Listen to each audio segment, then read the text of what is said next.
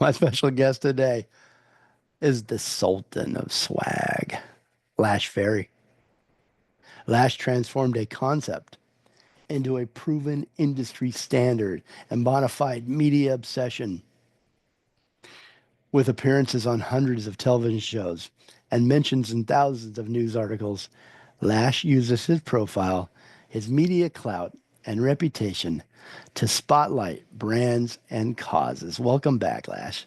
Oh, thank you. Hey, if you were a product, what would you be?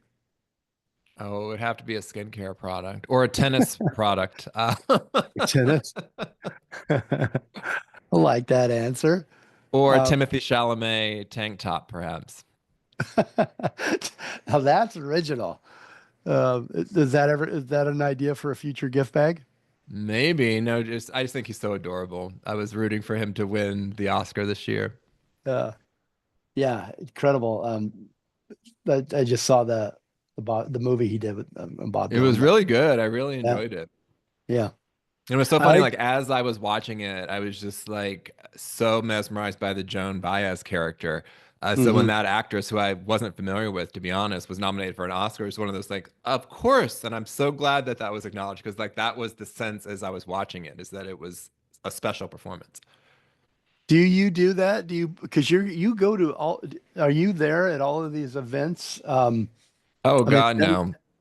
Thank no. goodness. If I, those are work for me. So, most of the times at an award show, like the Grammys, for example, for the 25 years I've been doing that, we're there working the rehearsal days. And so by the time the day of the show comes, we've more or less wrapped it up.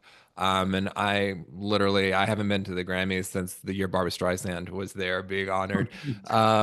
Because it's Good like a final. lot to sit through, like to sit through a 3 hour show in a seat again with people everywhere and crowds everywhere. I'd much rather be at home watching it and fast forwarding through the parts that don't interest me with a pizza. And certainly Like that's true of the Oscars. Like I fast forward through at least 75% of the Oscars. Like I really only stop at the categories that are of interest to me: acting, actress, and director, those being sorts of this things. honest doesn't hurt you. You just hope they're not listening. Huh? I wanted to ask you, do you like the word swag for what you do? Is there a term that you like better?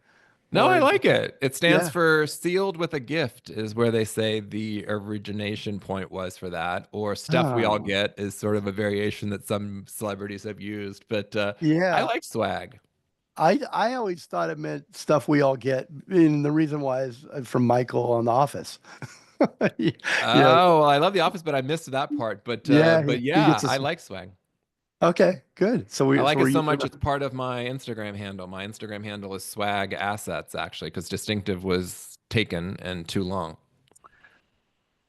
Yeah, I should have picked up on that. So strike that question. You do like it. What is the history of the swag bag? Where did it all start? I actually think it started with the original Oscar gift bag. Back in the day, the Oscars, they haven't for 15 years done a gift bag. And, the nominee bag that I do for the top 25 acting and directing nominees is something I do independently, and I've never worked officially with the Academy. But they did a gift bag, and it was a very curated gift bag. It was basically a bunch of Rodeo Drive brands. They had to be $500 and above to be included. They couldn't announce that they were in it until the week of the show. They had all these Remember that? limitations on the press coverage. Like they didn't want the gifts obviously overshadowing, the films and, it's a celebration of film, which I get. And they kind of felt like people were more interested in Gwyneth Paltrow's gift bag than the best foreign film, which I think is true, I as think a it's true general too. rule.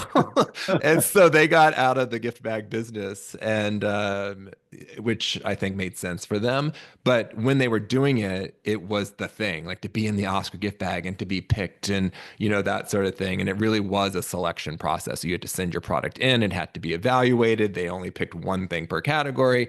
And so that was the origination point. And then we took it a step further and made it interactive. So rather than it just being a gift bag, although I do those, we also created an interactive component where we were backstage at these award shows. And during rehearsals, the performers would have something to do during downtime. Or if they were waiting for Rihanna to finish her rehearsal and she was running late, then Adele could come through and pick up some fun gifts or get a massage or, Hmm. get some fun stuff for her kid or that sort of thing. And that's the part that I think has resonated the most with my brands because they get to meet the celebrities. They get to take photos with the celebrities. They Yeah. have these moments that they'll, truly cherish for a lifetime. A couple years ago, I had a client there, huge music fan. Stevie Wonder came in. He met Stevie Wonder.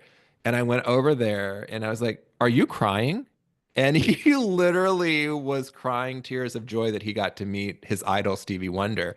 He was like, "This is just a moment I'll never forget my whole life." And so special things like that happen in a room. Or like one year, Brittany Howard of Alabama Shakes and Zach Brown happened to be at the same time. We had Gibson there with the whole guitar setup. They just did this impromptu song together, and literally you could have heard like the whole room was just standing in awe at this moment, Mm. this impromptu moment that they got to experience. So these in-person things are kind of cool, and sort of a different element that we provide for brands. And like I said, they get a whole lot more deliverables than just being part of a gift bag, although there's plenty of value in that too. And how proud are you as a founder of this, that you've created this when you stand there and watch these moments happen that are You know what? I, one I wish I them it is one of those things you take for granted. I wish that weren't true, but I do take it for granted because it's work. It's just like, you go through the motions and it's like you finish one show and now you're on to the next. And we just finished, Oscar week and now it's on to Mother's Day. And when we finish that, it'll be the American Music Awards. And when we finish that, it'll be the Emmys prep and then it'll be one thing after the other. And so you don't always have time to stop and smell the roses, as that cliche goes. But every once in a while I do. Last year was my 25th anniversary. And so, there were all these really lovely moments that happened, where people did this whole tribute montage for me, this video tribute, people I hadn't seen for years or past employees and, Recording Academy executives. It was just like a really special thing. And that really I was a little bit more emotional about. Or I'd have people come up and like, "Wait, you've been doing this for 25 years?" Mhm. And like just the shock on people's face made me stop and take a moment and say, "Oh, I guess 25 years of doing something is kind of something to be proud of and something that's impressive."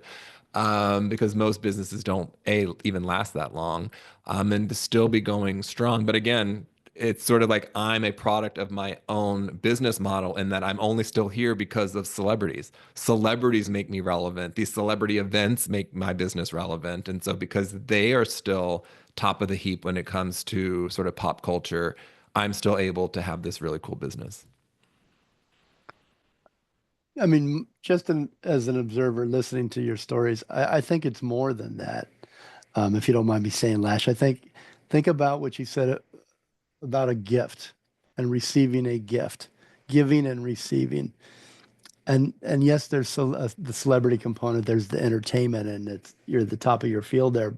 But it feels like there's these moments that, like you just mentioned, with the fan of Stevie Wonder who cried because he met his hero.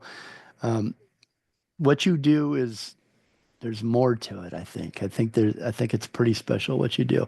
Do me a favor. I know you don't know me, but do me a favor. And next time you're at one of these events and you can stop and breathe and pull yourself out of it, pat yourself on the back for me, would you? Appreciate I will do yourself. that. I mean, the one thing I will, to be honest, the one thing I am very, very proud of and that I do constantly get reminded of is how impactful this is for small businesses, for minority-owned businesses, for Right, female-owned right. businesses. I get letters all the time. A couple years ago, we included a really cool bath products line from a single deaf mom, and she literally wrote me the loveliest email. I'd gotten her on the Today Show.